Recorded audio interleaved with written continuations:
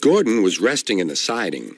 Sometimes he thought, it's really tiring to be such a large and splendid engine. One does have to keep up appearances so.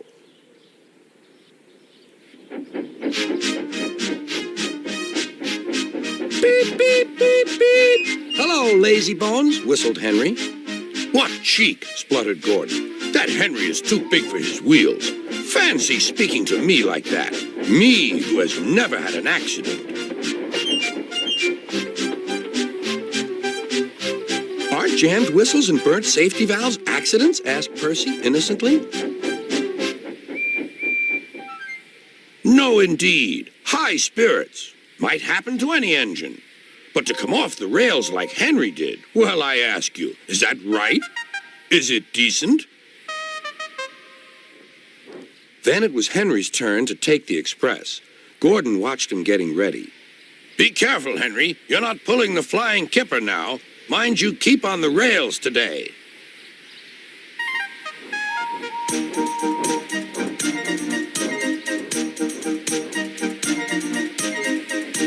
Henry went off in a huff, and Gordon yawned and went to sleep. But not for long. Wake up, Gordon, said his driver. A special train's coming, and we're to pull it. Is it coaches or freight cars? Cars, said his driver. Cars, said Gordon.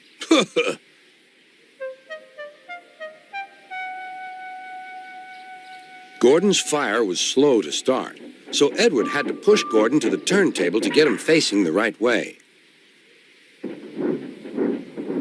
I won't go! I won't go! Grumbled Gordon. Don't be silly! Don't be silly! Puffed Edward. At last, Gordon was on the turntable. The movement had shaken his fire. It was now burning nicely and making steam. Gordon was cross and didn't care what he did. He waited till the table was halfway round. I'll show them, he hissed. He moved slowly forward to jam the table, but he couldn't stop himself and slithered into a ditch. Whoosh! He hissed. Get me out! Get me out! Not a hope, said his driver and fireman. You're stuck, you silly great engine. Don't you understand that? They telephoned Sir Topham Hatt. So Gordon didn't want to take the special train and ran into a ditch? What's that you say? The special's waiting? Tell Edward to take it, please, and Gordon, leave him where he is. We'll get him out later. On the other side of the ditch, some little boys were chattering. Oh, doesn't he look silly? They'll never get him out. They began to sing. Silly old Gordon fell in a ditch, fell in a ditch, fell in a ditch. Silly old Gordon fell in a ditch, all on a Monday morning. Gordon lay in the ditch all day. Oh dear, he thought, I shall never get out. But that evening they lifted Gordon and made a road of sleepers under his wheels to keep him from the mud. Strong ropes were fastened to his back end, and James and Henry, pulling hard, managed to bring him to safety.